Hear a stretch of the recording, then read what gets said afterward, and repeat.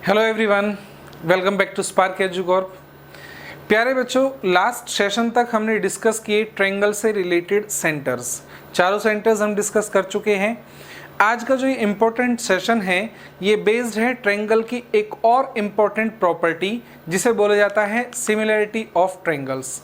काफ़ी important property जहाँ से भर भर के क्वेश्चन पूछे गए, चाहे कोई भी एग्जाम आप उठा लीजिए, हर जगह यहाँ से क्वेश्चन बना है।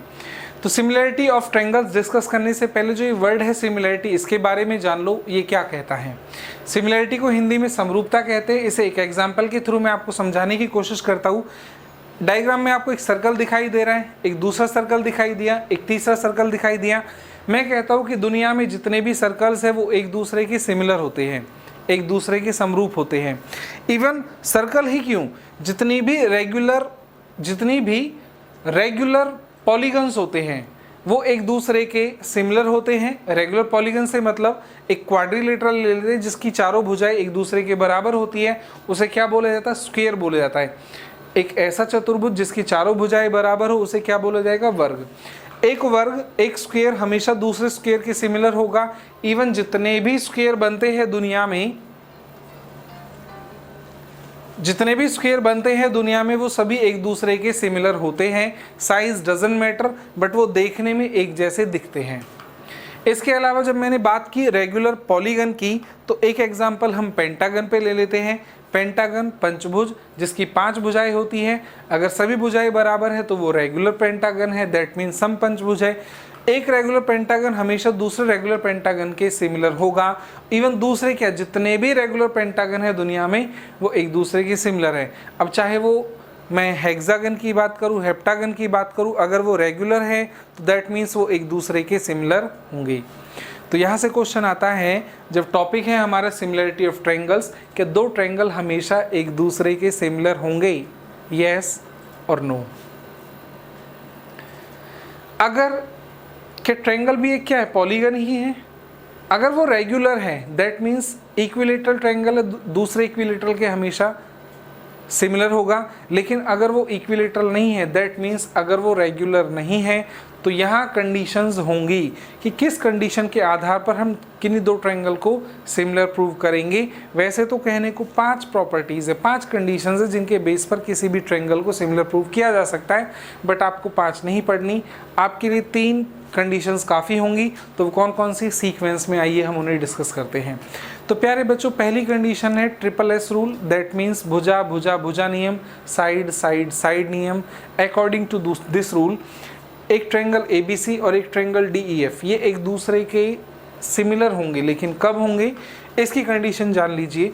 ट्रायंगल की साइड्स हमने ली 4, 5, 6 यूनिट्स ली। दूसरे ट्रायंगल DEF की भी लेंथ हमने मान ली 12, 15 एंड 18। अगर पहले ट्रायंगल की साइड्स का रेशो दूसरे ट्रायंगल की करस्पॉन्डिंग साइड्स के रेशो के बराबर होगा तो दोनों ट्रायंगल एक दूसरे के सिमिलर होंगे। ये पहली कंडीशन कहती है, ये पहला नियम कहता है। तो चेक कर लेते कि क्या ये नियम इन दोनों ट्रायंगल्स पे फुलफिल हो रहा है या नहीं हो रहा। अगर हम देखें ट्रायंगल ABC की साइड हमने AB ले ली, ABC की साइड अगर हम AB ले लें और दूसरे ट्रायंगल की साइड हमने ले ली DE। अगर हम इनके साइड्स के रेशो की बात करें तो 4/12 दैट मीन्स 1/3। इसी तरह हम BC ले लें अगर, और इसकी हमने ले ली साइड EF। इसमें भी देखो 5 से 15 कट गया, 1:3। इसी तरह से AC और इसकी बची हुई साइड DF। अगर हम देखें वहाँ 6, यहाँ 18, तो कितना रहा है? 1:3। दैट मीन्स इसकी जो करस्पॉन्डिंग साइड्स है, करस्पॉन्डिंग साइड से मतलब क्या बेटा, अगर मैं AB ले रहा हूँ, इसका रेशो यहाँ 1:3 है, इसका भी रेशो 1:3 है, इसका भी रेशो 1:3 है। दैट मीन्स ट्रायंगल की साइड्स और ट्रायंगल DEF की साइड्स के बीच जो रेशो वो 1:3 है। तो जिन साइड्स का रेशो 1:3 होगा वो करस्पॉन्डिंग साइड्स कहलाएंगी, संगत भुजाएं कहलाएंगी। तो यहाँ पे जो रेशो है साइड्स का, करस्पॉन्डिंग साइड्स का, वो 1:3 है, यानी कि ये वाला नियम यहाँ पे फुलफिल हो रहा है। इसका मतलब ये दोनों ट्रायंगल एक दूसरे के सिमिलर होंगे। जब ये इस बेसिस पर, इस नियम के आधार पर हम कह सकते हैं कि ये दोनों ट्रायंगल सिमिलर है, तो इसे लिखने का जो तरीका होगा, हमेशा करस्पॉन्डिंग साइड्स लिखी जाएंगी। अगर बोला गया ट्रायंगल ABC सिमिलर है, सिमिलरिटी का सिंबल ये होगा ट्रायंगल। अब ट्रायंगल ABC ले रहा हूँ तो जब मैंने पहले लिखा AB that means side AB ली है, इसके करस्पॉन्डिंग कौन है, DE साइड है, तो मैं DE को पहले लिखूंगा। तो दो वर्टेक्स तो यहाँ आगे DE आया, बचा क्या F। तो लिखने का भी एक तरीका होता है, तो हम कह सकते हैं on the basis of triple S rule, अगर दो ट्रायंगल एक दूसरे के सिमिलर है रेशो के आधार पर कि उनकी करस्पॉन्डिंग साइड्स का रेशो अगर बराबर है तो दोनों ट्रायंगल एक दूसरे के सिमिलर है।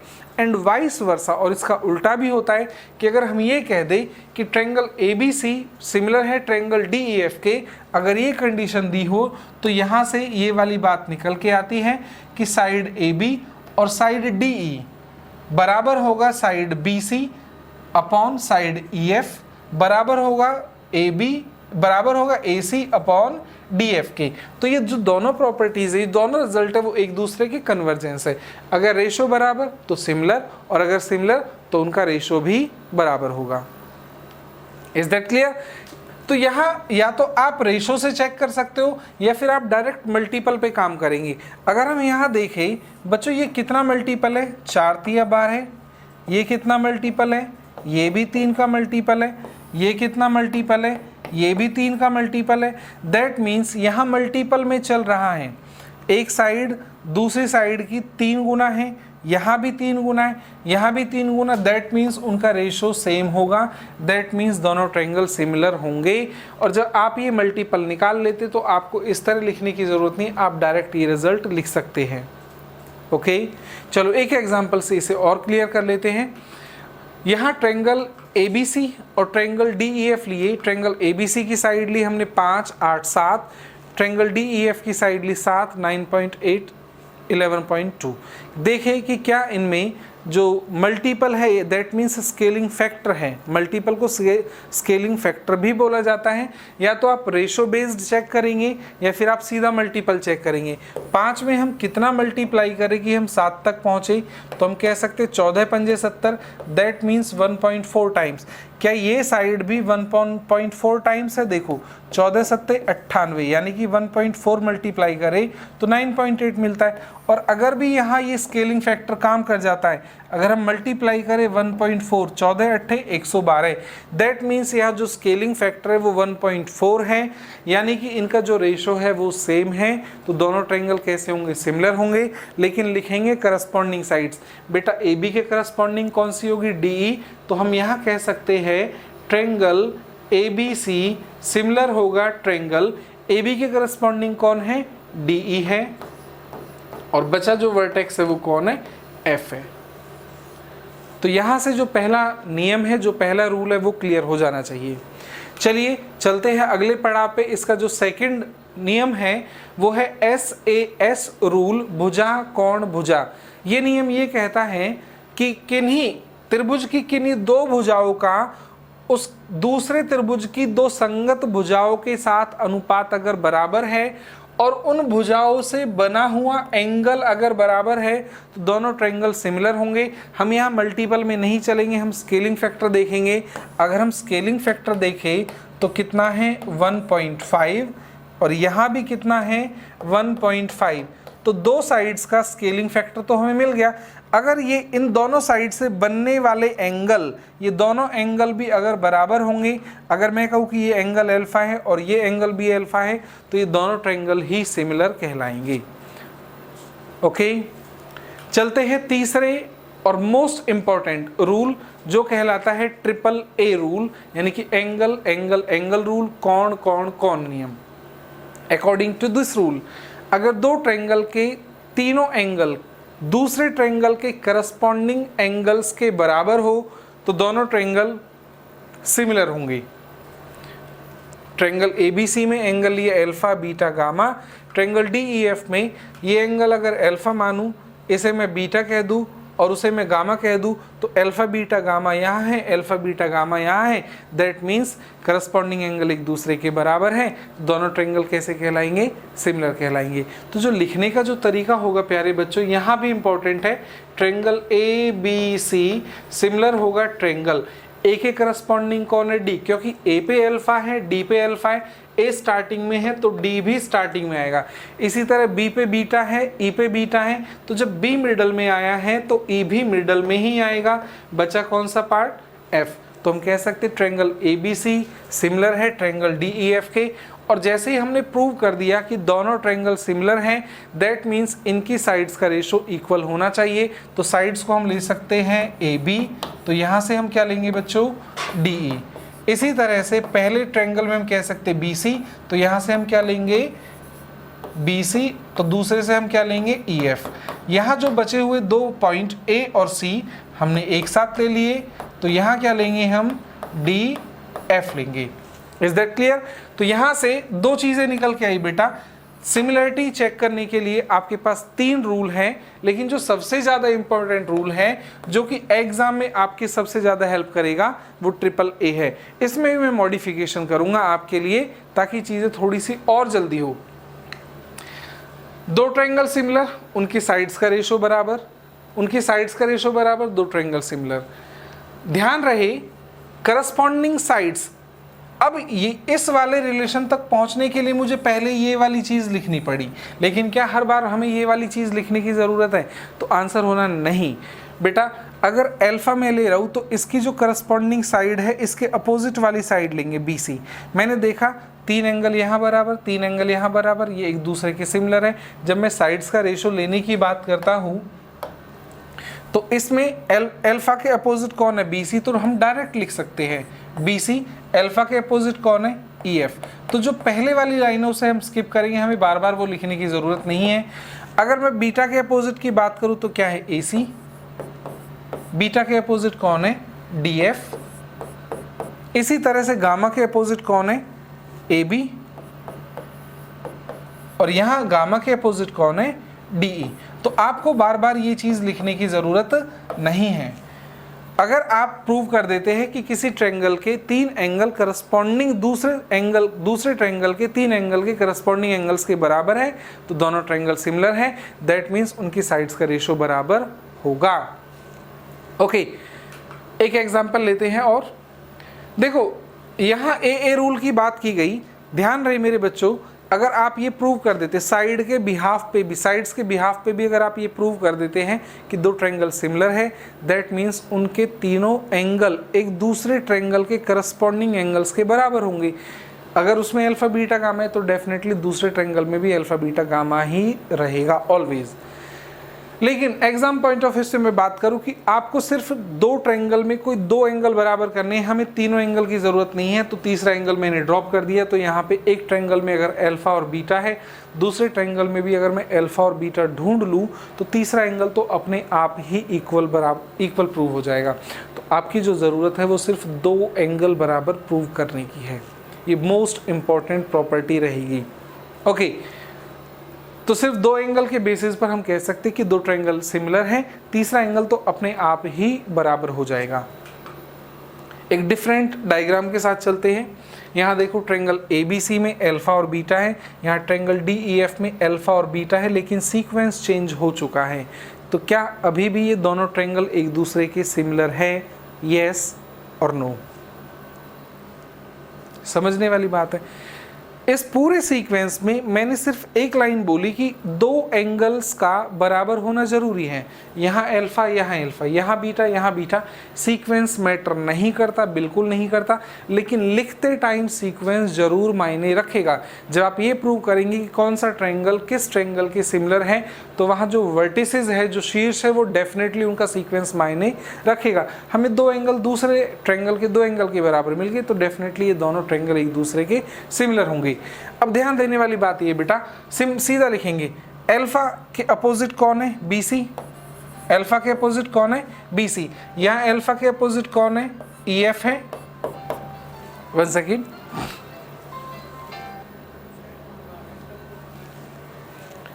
ओके, देखो अल्फा के अपोजिट BC, अल्फा के अपोजिट EF बराबर होगा बीटा के अपोजिट कौन है, AC। यहाँ बीटा के अपोजिट कौन है, DE। और बचा तीसरा एंगल, ये वाला एंगल तीसरे रिमेनिंग एंगल के हमेशा बराबर रहेगा। तो C के अपोजिट कौन है, AB। सी के अपोजिट कौन है, ए बी, तो इसके अपोजिट कौन है, डी एफ। तो आप इस तरह से इनका रेशियो लिख सकते हो। और अगर आपको ये ही लिखना हो कि कौन सा ट्रायंगल किसके सिमिलर है, तो triangle A B C similar होगा ट्रायंगल ए के करस्पॉन्डिंग डी है, बी के करस्पॉन्डिंग एफ है और सी के करस्पॉन्डिंग ई है। तो ये एक दूसरे के सिमिलर होंगे। तो यहाँ तक बात क्लियर हो गई होगी आपको। तो 3 प्रॉपर्टी मैंने बताई आपको, लेकिन जो सबसे मोस्ट इंपॉर्टेंट प्रॉपर्टी है इसके बेस पर ही क्वेश्चन बनेंगे। तीनों एंगल को बराबर प्रूव करने की ज़रूरत नहीं है, किन्हीं 2 एंगल को आप बराबर प्रूव करने की कोशिश करना। इसी पर बेस्ड बच्चों क्वेश्चंस देख लेते हैं। आज का पहला क्वेश्चन, हैव ए लुक।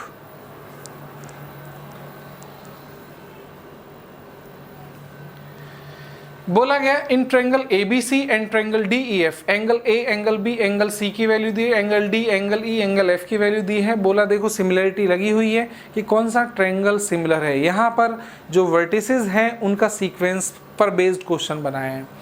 हम देखें कि हमें एंगल 50 मिला, तो यहाँ भी हमें एंगल 50 मिला दूसरे ट्रायंगल का।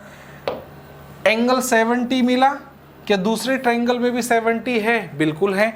तो हमें सिर्फ 2 एंगल दूसरे ट्रायंगल के 2 एंगल के बराबर देखने थे, हमें मिल गए। तीसरा हमें देखने की भी जरूरत नहीं है, वो तो अल्टीमेटली बराबर है। अब देखना ये है, जब एंगल A 50 है, एंगल F 50 है, तो मैं कह सकता हूँ A और F एक दूसरे के करस्पॉन्डिंग एंगल है, तो सीक्वेंस भी इन्हीं पर बेस्ड होना चाहिए। क्या A के करस्पॉन्डिंग D है? नहीं। A के करस्पॉन्डिंग तो F है। क्या इसमें F मिला? नहीं। क्या इसमें F मिला? नहीं। सिर्फ एक ही ऑप्शन ऐसा है जिसमें F मिला, तो A के करस्पॉन्डिंग F D ऑप्शन में है। आगे भी चेक करना चाहो, बाई चांस ऐसा हो A यहाँ मिलता, F और कहीं और भी मिलता, तो हम ऑप्शन देख लेते। B 70 है तो B के करस्पॉन्डिंग E होना चाहिए। B यहाँ है, E यहाँ है। जब B मिडल में है तो E भी मिडल में होना चाहिए। तो इस तरह से आप करस्पॉन्डिंग एंगल्स के आधार पे किसी ट्रायंगल के वर्टिसेस का सीक्वेंस डिसाइड करेंगे। नेक्स्ट क्वेश्चन बच्चों, बोला गया त्रिभुज ABC में D is a point on side BC such that ADC equal to BAC। CA की लेंथ दी है 12, CB की लेंथ दी है 8, CD आपसे लेंथ पूछी है। चलिए डायग्राम बना लेते हैं।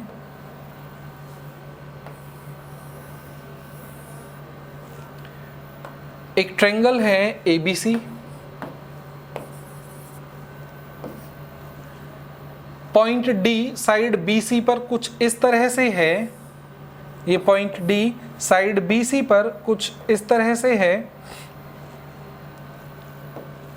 कि एंगल ADC ये वाला एंगल बराबर है एंगल BAC इस वाले एंगल के बराबर है। AC की लेंथ दी है आपको 12 सेंटीमीटर, BC की लेंथ आपको दी है 8 सेंटीमीटर। आपसे लेंथ पूछी है CD की, ये CD वाली लेंथ आपसे पूछी है। तो मेरे बच्चों आपके पास 2 तरीके, या तो आप जिस तरह से लिखते हैं ना ट्रायंगल ABC सिमिलर है ट्रायंगल DEF वटएवर, वो लिख सकते हैं, या फिर हम डायरेक्ट क्वेश्चंस पे चलेंगे। करस्पॉन्डिंग साइड्स में हम स्केलिंग फैक्टर देख सकते हैं, या सीधा रेशो बना सकते हैं। कभी भी जब एक ट्रायंगल के भीतर दूसरा ट्रायंगल बनता दिखाई दे, जिस तरह से ये दिखाई दे रहा है, और कोई 2 एंगल आपको बराबर दिखे, देखो ये वाला एंगल और ये वाला एंगल है, तो डेफिनेट है कि वहां पर सिमिलरिटी लगेगी। इस बात को आज गांठ बांध लेना कि ट्रायंगल के अंदर ट्रायंगल दिखे और कोई एंगल अगर बराबर दिखे, कोई भी एंगल अगर एक दूसरे के बराबर दिखे, तो डेफिनेट है वहां पर सिमिलरिटी लगेगी। बस आपको जरूरत है, एक तो उसने बराबर दे दिया, आपको दूसरा एंगल बराबर ढूंढना है। देखो यहाँ 2 ट्रायंगल देखो, ट्रायंगल ADC और ट्रायंगल ABC। एक छोटा ट्रायंगल ADC और बड़ा ट्रायंगल ABC। जो ये एंगल C है ये तो दोनों में ही कॉमन है, ये एंगल इसके बराबर हो गया, तो छोटे वाला ट्रायंगल ADC सिमिलर है बड़े वाले ट्रायंगल ABC के, क्योंकि हमें तो सिर्फ 2 ही एंगल बराबर प्रूव करने। तो जो इसका तीसरा, छोटे वाले ट्रायंगल का तीसरा एंगल कौन सा बचा बच्चों? छोटे वाले एंगल का तीसरा एंगल ये रहा, और बड़े वाले ट्रायंगल का तीसरा एंगल ये रहा। तो आप चाहे तो एंगल्स के अपोजिट साइड्स का रेशो ले सकते हैं। हमेशा प्रायोरिटी एक ट्रायंगल को देंगे। आप प्रायोरिटी अगर छोटे ट्रायंगल को दे रहे हैं तो इसकी जितनी भी साइड्स हो उन्हें हमेशा न्यूमरेटर में रखो, बड़े की साइड्स को हमेशा डिनोमिनेटर में रखो। अगर मैं छोटे की बात करूं, देखो इस एंगल के अपोजिट कितना है 12, और बड़े में इसके बराबर, बड़े ट्रायंगल में इसके बराबर कौन है, एंगल ए, इसके अपोजिट साइड की लेंथ कितनी है 8। अब छोटे वाले ट्रायंगल की मैं बात करूं, आपसे CD की लेंथ पूछी है, CD की लेंथ पूछी है तो यहाँ 3 लाइनें आपको दिखाई दे रही है, इसके अपोजिट CD,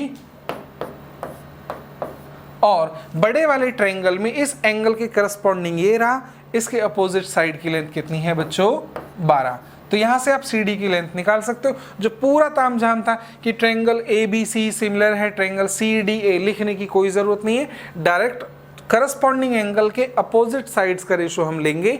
यहां से मेरे बच्चों 4 से 2, 4 से 3, 2 से 6, तो CD की लेंथ आ गई है बच्चों कितनी 18 सेंटीमीटर। तो CD की लेंथ कितनी है बेटा 18 सेंटीमीटर। टायर 2 2019 का एक क्वेश्चन पूछा हुआ है, कोई डाउट इसमें? Is that clear? चलिए नेक्स्ट क्वेश्चन पे चलते हैं, हैव ए लुक। बोला गया था perimeters of two similar triangles ABC and PQ are 78 centimeter 46.6 centimeter respectively PQ। चलिए इस क्वेश्चन को करने से पहले एक कंसेप्ट समझो बेटा।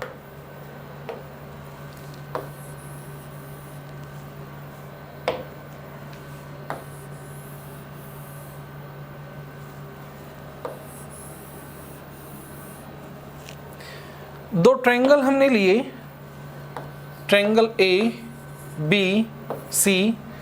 Triangle DEF। अगर आप दो एंगल ट्रायंगल ABC में ट्रायंगल DEF में कोई भी दो एंगल अगर आप बराबर ढूंढ लेते तो ये दोनों ट्रायंगल सिमिलर हो जाएंगे। अभी हम ये मान के चलते कि आपने प्रूव कर दिया कि ट्रायंगल ABC और ट्रायंगल DEF एक दूसरे के सिमिलर हैं। उस केस में मैंने बोला ट्रायंगल ABC सिमिलर है ट्रायंगल DEF के, दैट मीन्स एंगल A के corresponding angle D, angle B के corresponding angle E, angle C के करस्पॉन्डिंग एंगल F है। उस केस में इनकी करस्पॉन्डिंग साइड्स का रेशो बराबर होगा।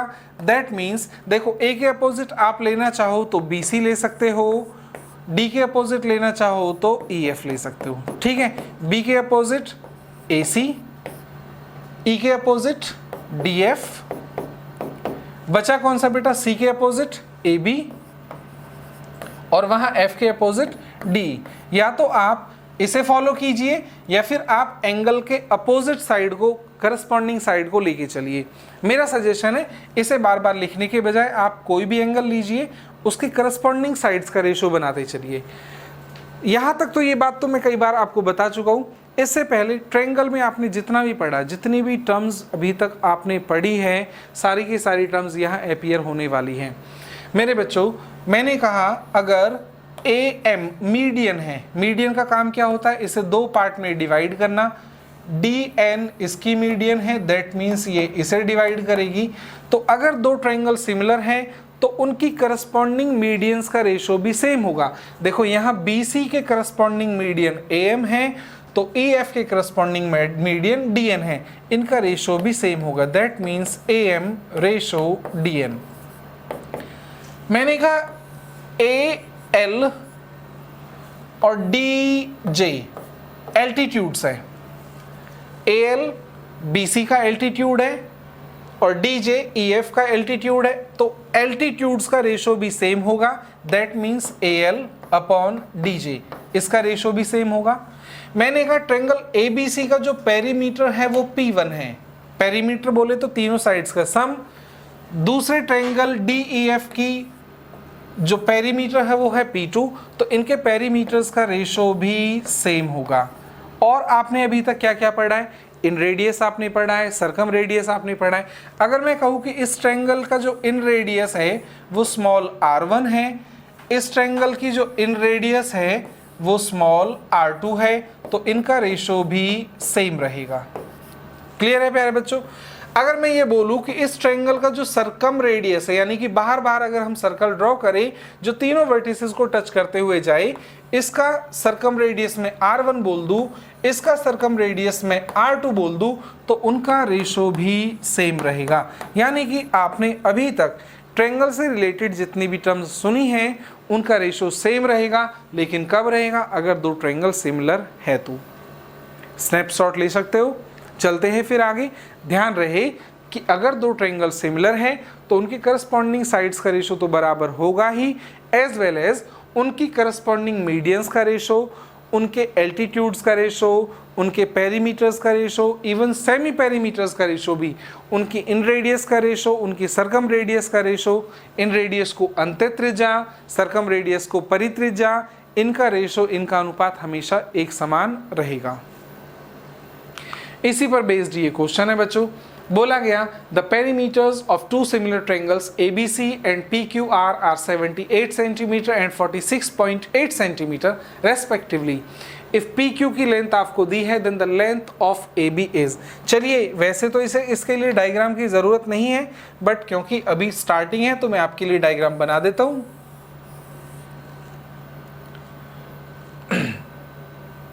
दो छोटे डायग्राम बनाते हैं।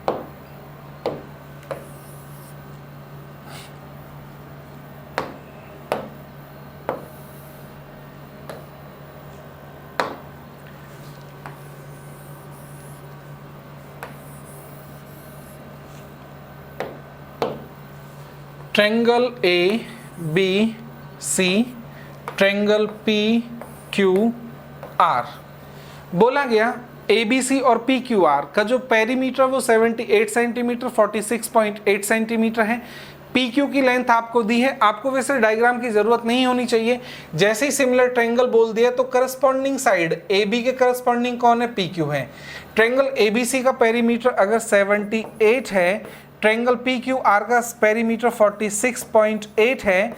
अगर मैं करस्पॉन्डिंग, मैंने ABC का पेरीमीटर ऊपर लिखा है तो इसकी करस्पॉन्डिंग साइड्स भी मैं न्यूमरेटर में ही लिखूंगा। तो ऊपर अगर हम AB लिख रहे हैं तो नीचे क्या लिखेंगे? PQ, और PQ की लेंथ आपको दी है 11.7 सेंटीमीटर। आपसे AB की लेंथ पूछी है तो मेरे बच्चों आप इसे सिंप्लीफाई कीजिए। आप एक काम कीजिए, रेशो की बात है तो दोनों तरफ से ही हम डेसिमल हटा सकते हैं। तो हमने डेसिमल हटा दिया। 9 से अगर हम डिवाइड करें, 9 पंजे 45, 9 दूनी 18, 9 एकम 9, 9 तिया 27, 13 चौके 52, 78/4, 78 को 2 से डिवाइड किया 39, 39 का हाफ किया तो 19.5, यानी कि जो AB की लेंथ आएगी वो कितनी आएगी? 19.5 सेंटीमीटर। क्लियर है? ओके, डायग्राम की हमें ज़रूरत नहीं है क्योंकि हम सिर्फ करस्पॉन्डिंग, पहले अगर मैं 2 वर्टिसेस ले रहा हूं तो दूसरे के भी 2 वर्टिसेस आप ले सकते हो। तो डायग्राम की यहां आपको कोई रिक्वायरमेंट नहीं है। चलिए next question. Triangle ABC is similar to triangle PQR and AB ratio PQ is 2:3। बेटा ध्यान देना, ABC और PQR सिमिलर है। AB और PQ का रेशो, साइड्स का रेशो 2:3 है। जब साइड्स का रेशो 2:3 है तो हर एक करस्पॉन्डिंग साइड्स का रेशो 2:3 होगा। इसके अलावा मीडियंस का ratio 2:3, altitude, inradius, circumradius, perimeter, ठीक है, जितने भी आपने टर्म्स पढ़ी है उनका रेशो कितना होगा? 2:3 होगा। AD is median to the side BC in triangle ABC। ABC की साइड BC की मीडियन AD है, ठीक है, और ट्रायंगल PQR में जो मीडियन है वो PS है। अगर मीडियंस का रेशो पूछता तो मीडियंस का रेशो भी कितना होता? 2:3 होता। जो मीडियन है वो अपोजिट साइड को पॉइंट D पर काट रही है। चलिए यहाँ पे डायग्राम आपके लिए थोड़ा सा जरूरी हो जाता है, कंफ्यूज नहीं होना है।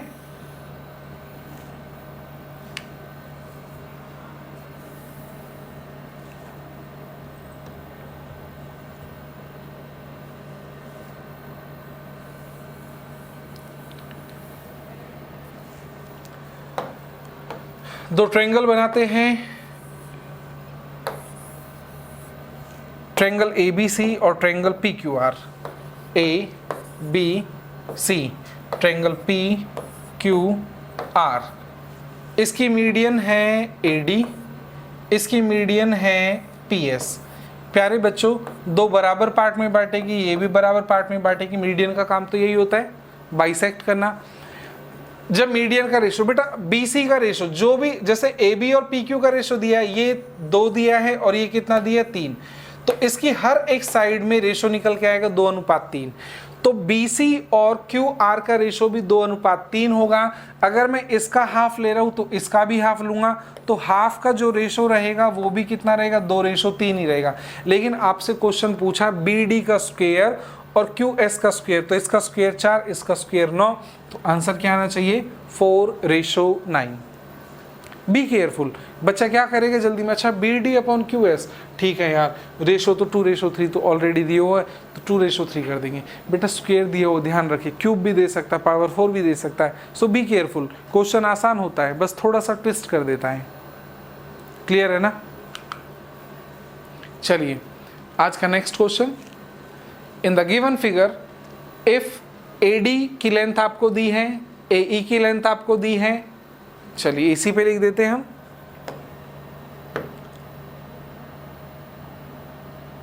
ओके, AD की लेंथ आपको दी है 12 सेंटीमीटर, AE की लेंथ दी है आपको 8 सेंटीमीटर, EC की लेंथ दी है आपको 14 सेंटीमीटर। आपसे पूछा है what is the value of BD की लेंथ। थोड़ी देर पहले जब मैंने स्टार्टिंग की थी, मैंने आपसे कहा था कि अगर ट्रायंगल के अंदर ट्रायंगल बन रहा है और कोई एक एंगल अगर बराबर है, देखो जब ये 70 डिग्री है तो ये भी 70 डिग्री है, तो दैट मीन्स 100% सिमिलरिटी का कंसेप्ट आएगा।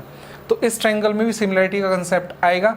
बस हमें देखना है कि कौन से दो एंगल बराबर है। एक एंगल ये बराबर हो गया। अगर मैं एंगल A को देखूं तो एंगल A, ऊपर वाला छोटा ट्रायंगल ADE और बड़ा वाला ट्रायंगल ABC दोनों में कॉमन है। एंगल E और एंगल B बराबर है, दैट मीन्स ऊपर वाला छोटा ट्रायंगल और बड़े वाला ट्रायंगल एक दूसरे के बराबर होंगे। आप चाहे तो लिख सकते हैं कि ADE सिमिलर होगा ABC के, वहाँ पे आप करस्पॉन्डिंग वर्टिसेस का ध्यान रखेंगे। बट मैं कभी भी सलाह नहीं दूंगा, जब ये दो एंगल एक दूसरे के बराबर हो गए, E B के बराबर हो गया, एंगल A कॉमन हो गया, तो जो ये बचा हुआ तीसरा एंगल है, छोटे वाले ट्रायंगल का तीसरा एंगल बड़े वाले ट्रायंगल के रिमेनिंग थर्ड एंगल के बराबर होगा। आपसे क्वेश्चन पूछा है BD का, तो हम प्रायोरिटी पे रख लेते हैं, पहले छोटे वाले ट्रायंगल को प्रायोरिटी पे रखते हैं, फिर बड़े वाले ट्रायंगल को। तो 70 के अपोजिट कितना है मेरे बच्चों, 12 है। 70 के अपोजिट 12, तो 70 के अपोजिट ये पूरी साइड कितनी है, 14 और 8 22 है। जब हमें BD पूछा है तो हमें करस्पॉन्डिंग एंगल्स देखने हैं। देखो इसके करस्पॉन्डिंग कितना है, 8 है, और बड़े वाले ट्रायंगल में इसके करस्पॉन्डिंग क्या है, AB है। AB की लेंथ हम यहाँ से निकालेंगे, तो भाई 4 दूनी 8, 4 तिया 12, क्रॉस मल्टीप्लाई कीजिए। AB की वैल्यू आ चुकी है 44/3। कितनी आ गई, 44/3। देखो ऑप्शन में दे रखा D ऑप्शन, टिक करना है, जल्दी से, नहीं करना बेटा, नहीं करना, टिक नहीं करना, क्योंकि उसने आपसे AB की लेंथ नहीं पूछी, उसने तो आपसे DB की लेंथ पूछी है। DB कैसे निकालोगे, पूरी AB में से AD घटा दीजिए। आपसे DB की लेंथ पूछी है, AB में से आप AD घटा दीजिए, दैट मीन्स 44/3 में से आप 12 घटा दीजिए। एलसीएम लिया 3, 44 माइनस 36, तो आंसर क्या आएगा बेटा, 8/3 सही आंसर आएगा। जल्दबाजी में किए कराए पे पानी मत फेर देना। क्लियर है यहां तक। चलिए नेक्स्ट क्वेश्चन क्या कहता है बेटा, पानी पी लेते यार, है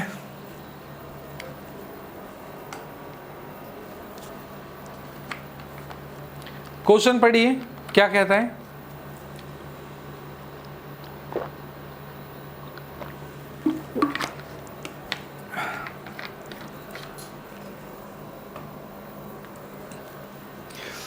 In triangle ABC, D and E are points on AB and BC respectively such that D is parallel to BC and, चलिए ठीक है। यहाँ से एक और इम्पोर्टेंट कंसेप्ट सीन में आता है, ध्यान देना बेटा। वर्ड है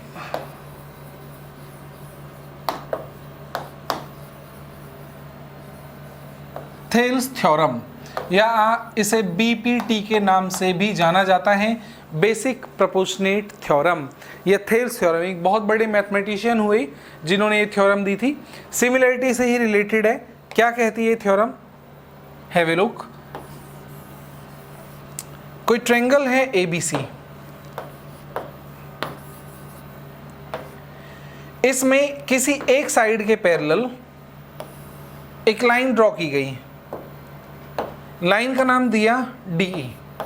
तो कह सकते हैं कि लाइन DE पैरेलल है साइड BC के। तो अकॉर्डिंग टू दिस थ्योरम, बेटा देखो अभी थोड़ी देर के लिए थेल्स थ्योरम भूल जाओ, अब आते हैं जब ये दोनों लाइन पैरेलल हैं तो ये एंगल और ये एंगल कैसे होंगे, करस्पॉन्डिंग एंगल होंगे, संगत कोण होंगे। ये वाला एंगल और ये वाला एंगल ये भी करस्पॉन्डिंग होंगे। तो यहाँ आपको दो ट्रायंगल दिखाई दे रहे, ट्रायंगल ADE और ट्रायंगल ABC। तो दो एंगल तो यहाँ पे एक दूसरे के बराबर हो गए। जो बचा हुआ तीसरा एंगल है A, ये कॉमन है। तो ये दोनों ट्रायंगल, ऊपर वाला छोटा ट्रायंगल और बड़े वाला ट्रायंगल एक दूसरे के सिमिलर होंगे। चलो एक ड्रॉ कर देते सीधा आपके लिए, एक छोटू ट्रायंगल ABC और एक बड़का ट्रायंगल। ऊपर वाला कौन सा है, ADE, नीचे वाला बड़ा कौन सा है, ABC। यहां से प्रूव हो रहा है B और D बराबर है, दैट मीन्स एंगल B और D बराबर है, B और D बराबर है। यहां से दिखाई दे रहा है एंगल E और एंगल C बराबर है, ये वाला एंगल और ये वाला एंगल बराबर है। तो जो बचा हुआ तीसरा एंगल है वो तो अपने आप ही बराबर हो जाएगा, हमें तो सिर्फ दो बराबर प्रूव करने थे। तो यहां से जब ये दोनों ट्रायंगल एक दूसरे के सिमिलर हो गए, इसका मतलब इनकी जो साइड्स का रेशो वो बराबर होगा। अगर मैं छोटे वाले ट्रायंगल की बात करूं तो इसकी साइड AD, इसके करस्पॉन्डिंग देखो मैं E के अपोजिट ले रहा हूं AD, तो C के अपोजिट कौन आएगा, AB।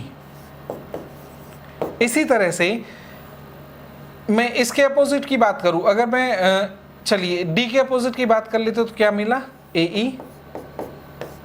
B के अपोजिट क्या है, AC। अब जो बचा तीसरा एंगल A के अपोजिट AD, A के अपोजिट BC। तो यहां से ये सिमिलैरिटी में तो हम ऑलरेडी प्रूव कर चुके हैं।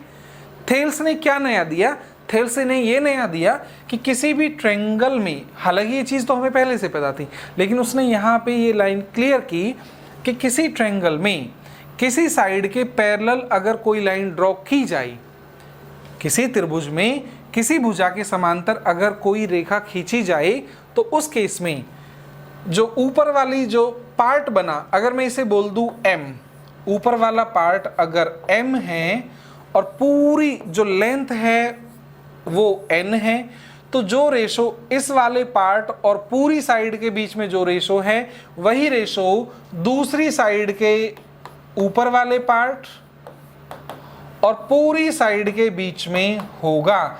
एज वेल एज जो लाइन आपने पैरेलल ड्रॉ की है इनके बीच में भी रेशो निकल के आएगा।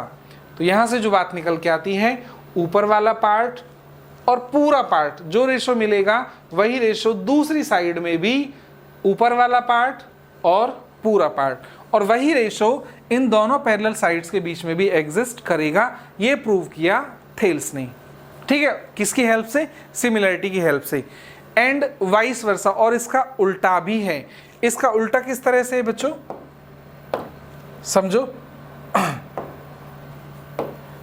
ट्रायंगल ABC, इसका उल्टा क्या कहता है, ट्रायंगल ABC बोला गया, ट्रायंगल ABC में एक साइड AB पर पॉइंट D और एक साइड AC पर पॉइंट E कुछ इस तरह से है कि ये साइड AD और AB को M और कंप्लीट N, यानी कि M रेशो N में डिवाइड करता है। ऊपर वाला पार्ट अगर M है और कंप्लीट लेंथ अगर N है, और यहाँ भी पैरेलल साइड्स के बीच में भी रेशो M रेशो N में बनता है, तो डेफिनेट है कि जो लाइन आपने खींची है वो पैरेलल ही होगी।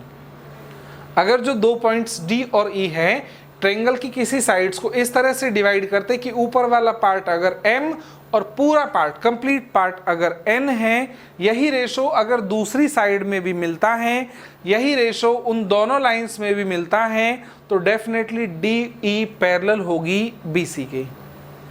ये बात समझ आई या नहीं आई? ओके। एक और इंपॉर्टेंट प्रॉपर्टी प्यारे बच्चों यहां से,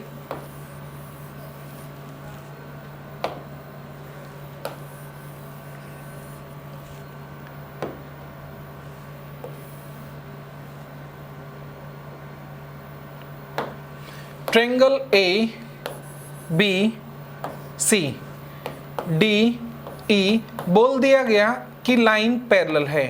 जब लाइन पैरेलल है तो that means Thales theorem apply होगी। थेल्स थ्योरम अप्लाई करने की जो मिनिमम रिक्वायरमेंट है वो दो लाइंस का पैरेलल होना जरूरी है। एक लाइन ट्रायंगल में किसी साइड के पैरेलल खींच दी गई, जब पैरेलल खींच दी गई दैट मीन्स हम थेल्स थ्योरम अप्लाई कर सकते हैं। थेल्स थ्योरम का रिजल्ट क्या निकल के आया था, यहाँ से 3 रिजल्ट मैं निकाल के आपको दिखाऊंगा। एक तो अभी हम डिस्कस कर चुके हैं, ऊपर वाला part but A complete part, that means AD upon AB बराबर होगा ऊपर वाला पार्ट AE अपॉन नीचे वाला ये पूरा कंप्लीट पार्ट AC। इसी तरह से बराबर होगा DE अपॉन BC के, DE अपॉन BC के। ये रिजल्ट तो हम ऑलरेडी प्रूव कर चुके हैं। इसके अलावा दो बहुत प्यारे प्यारे रिजल्ट निकल के आएंगे। बेटा मैं एक एग्जांपल से इसे प्रूव कर सकता हूँ कि अगर मैं ये वाला पार्ट कहूँ 2 और पूरा पार्ट कहूँ 5, पूरी लेंथ 5, तो ये कितना पार्ट हो जाएगा 3। क्या रेशो हो गया 2:3। अगर ये यहाँ भी ये रेशो मिली, ये 2 और ये पूरा मिले हमें 5, तो ये वाला कितना पार्ट हो जाएगा 3। अब देखो ऊपर वाला पार्ट बटे नीचे वाला पार्ट, यानी कि AD upon BD, AD upon BD बराबर होगा AE upon EC, AE upon EC। ये भी एक इंपॉर्टेंट रिजल्ट है बेटा कि अगर थेल्स थ्योरम अप्लाई करें, हमें किसी साइड के पैरेलल कोई लाइन ड्रॉ मिल जाए तो उस केस में जो डिवीजन है ऊपर वाले पार्ट और नीचे वाले पार्ट, वही डिवीजन होगा दूसरी साइड का ऊपर वाला पार्ट बटे नीचे वाला पार्ट। एक ये इंपॉर्टेंट है। एक दूसरा इंपॉर्टेंट ये है कि कंप्लीट लेंथ डिवाइडेड बाय नीचे वाला पार्ट, दैट मींस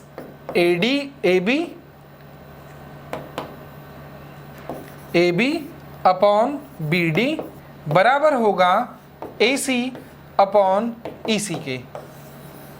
ये भी बहुत इंपॉर्टेंट पार्ट प्ले करेगा बेटा।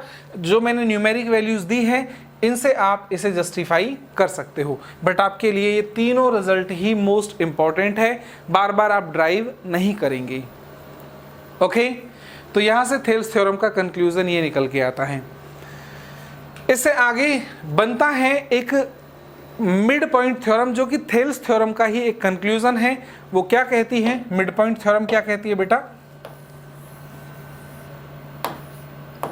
ट्रायंगल ABC में मिड पॉइंट थ्योरम ये कहती है कि ट्रायंगल ABC में अगर दो साइड्स के मिड पॉइंट्स, दो साइड्स के अगर मिड पॉइंट्स को आप मिला दें, किसी ट्रायंगल में दो साइड्स के मिड पॉइंट्स को आप मिला दें, चलिए इन्हें नाम दे दिया D और E। अगर बोला गया D AB side, E AC side के मिड पॉइंट्स है, तो इन्हें मिलाने पर जो लाइन बनेगी वो हमेशा ही DE पैरेलल होगी तीसरी साइड BC के।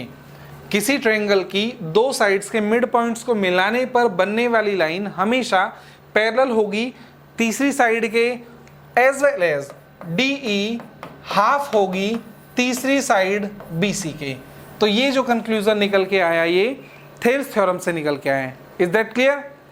इसका उल्टा भी ट्रू होता है कि अगर बोला जाए कि किसी त्रिभुज ABC में किसी साइड के पैरेलल कोई लाइन खींची जाए, किसी साइड के पैरेलल कोई लाइन खींची जाए और उस लाइन की लेंथ हाफ है, तो डेफिनेट है कि उस लाइन के जो दोनों पॉइंट्स है वो मिड पॉइंट्स है ट्रायंगल की दो साइड्स के। इज दैट क्लियर कि अगर ये पैरेलल है और हाफ है तो डेफिनेट D और E मिड पॉइंट्स ही होंगे ट्रायंगल ABC के। क्लियर है बच्चों? सिमिलरिटी में ही एक और इंपॉर्टेंट रिजल्ट यहां से निकल के आएगा बेटा, ध्यान देना।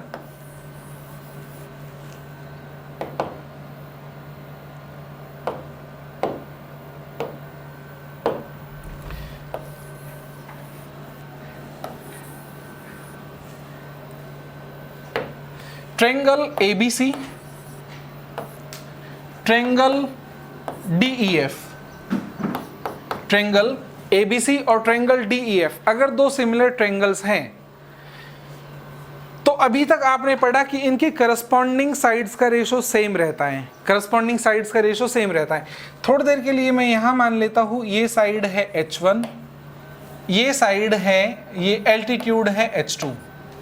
अगर मैं इसके एरिया की बात करूँ, ट्रायंगल के एरिया की बात करूँ, इसका बेस BC है, ट्रायंगल ABC, ट्रायंगल DEF, अगर बात की जाए एरिया की, तो प्यारे बच्चों ABC का एरिया क्या होगा, half of base BC into height H1। इसी तरह ट्रायंगल DEF का एरिया क्या होगा, half into base EF into perpendicular height H2। तो यहां से हम देखें तो जो रेशो निकल के आएगा एरिया का ratio BC EF H1 H2, but मैंने आपको बताया कि करस्पॉन्डिंग साइड्स का ratio as well as median का रेशो, एल्टीट्यूड्स का ratio, inradius, circumradius, perimeter, इन सब का रेशो सेम रहता है। तो मैं यहाँ से कह सकता हूँ BC अपॉन EF बराबर होगा H1 H2 के। तो जहां पर H1 और H2 लिखा हुआ है उसकी जगह क्या हम BC और EF लिख सकते हैं। जब मैं ऊपर BC लिखूंगा तो ये क्या आ जाएगा, BC स्क्वायर, नीचे क्या आ जाएगा, EF स्क्वायर। तो यहां से जो बात निकल के आती है कि दो सिमिलर ट्रायंगल्स के एरिया का रेशो उनकी करस्पॉन्डिंग साइड्स के रेशो के स्क्वायर के बराबर होगा। एज वेल एज जितने भी रेशो आपने पढ़े अभी तक, मीडियंस के रेशो का भी स्क्वायर करना है, एल्टीट्यूड्स के रेशो का भी स्क्वायर करना है, इन रेडियस के रेशो का भी स्क्वायर, पेरीमीटर के रेशो का भी स्क्वायर, ठीक है, सर्कम रेडियस के रेशो का भी स्क्वायर। तो इस तरह से सबके रेशो के स्क्वायर के बराबर होगा। इसी पॉइंट पर, इसी बेसिस पर हमने एक कंक्लूजन निकाला,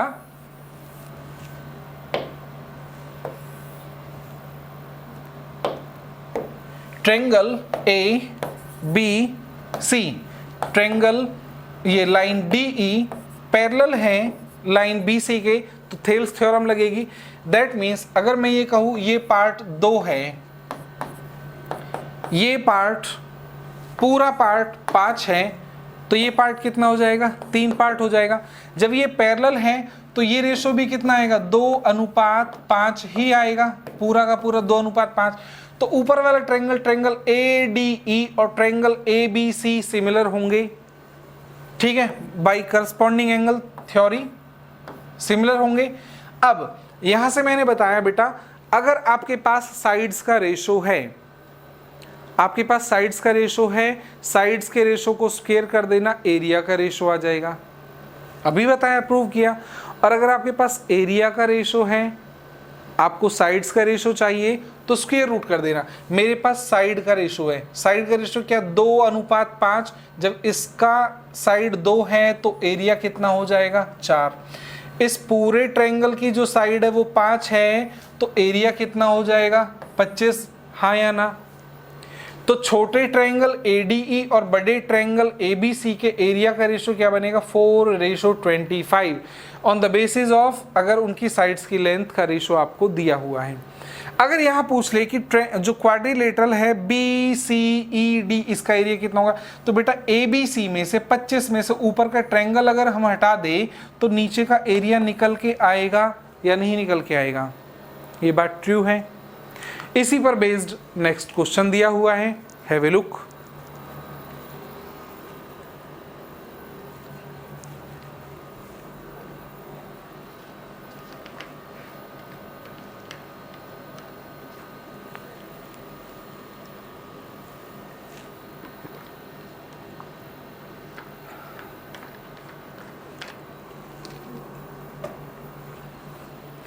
बोला गया in triangle ABC D and E are the points on AB and BC respectively such that DE parallel to BC and AD ratio दिया है 3:8। चलिए एक ट्रायंगल ड्रॉ कर लेते हैं।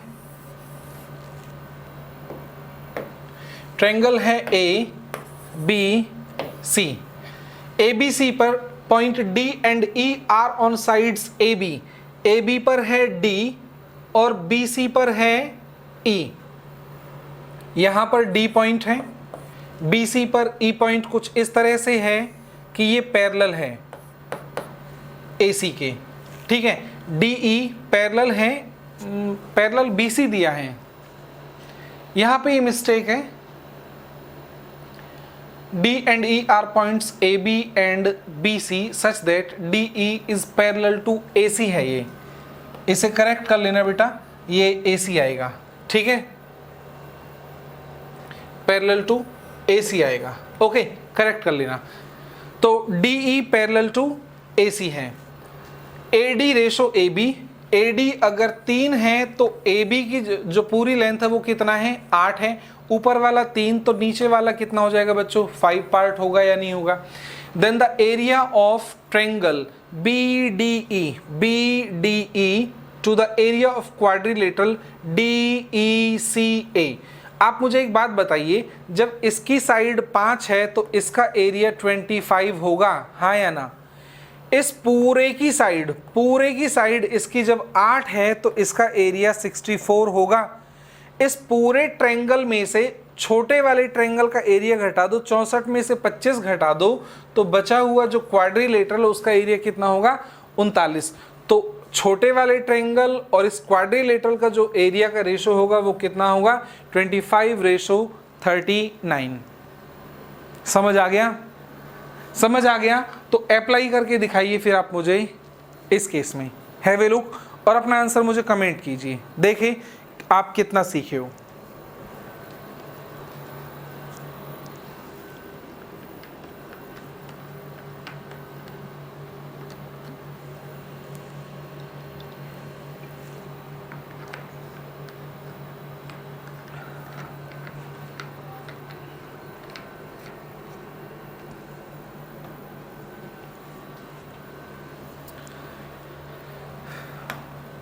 ओके भाई, ध्यान दो।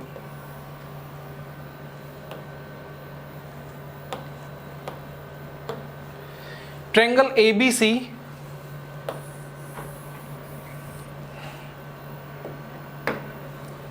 ABC, D and E are the points on side AB and AC respectively such that D is parallel to BC, DE parallel to BC, AD दिया है आपको 5, DB दिया है आपको 3, तो बेटा ये पूरी लेंथ कितनी हो जाएगी, 8।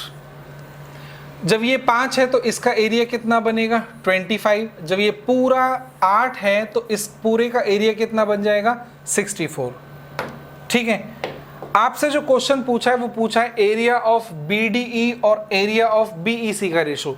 BDE, तो यहाँ तो BDE ट्रायंगल हमें बनाना पड़ेगा। चलिए, ये बन गया ट्रायंगल। ट्रायंगल BDE और ट्रायंगल BEC के एरिया का रेशो पूछा है आपसे। यहाँ तो आप क्वाड्रिलेटरल का एरिया तो बड़े प्यार से निकाल सकते हो।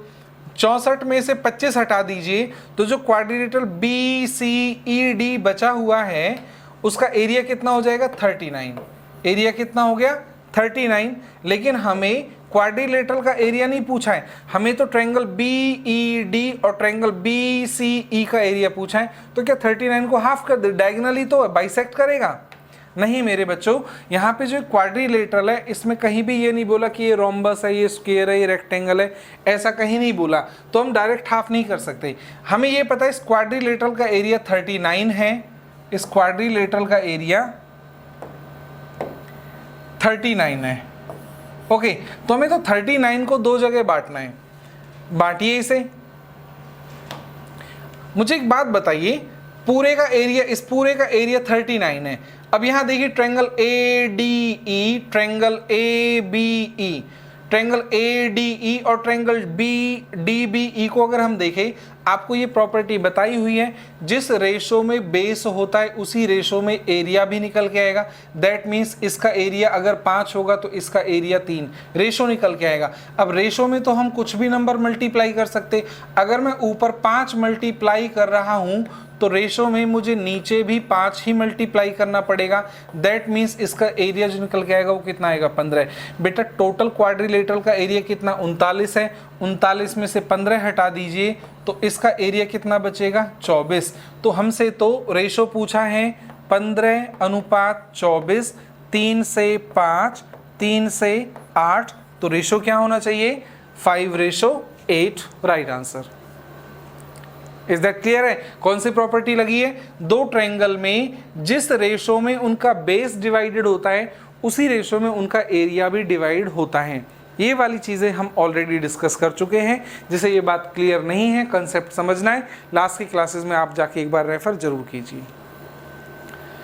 चलिए भाई, एक फेज़ यहाँ तक हमारा कंप्लीट होता है, सिमिलरिटी अभी ख़त्म नहीं हुआ है।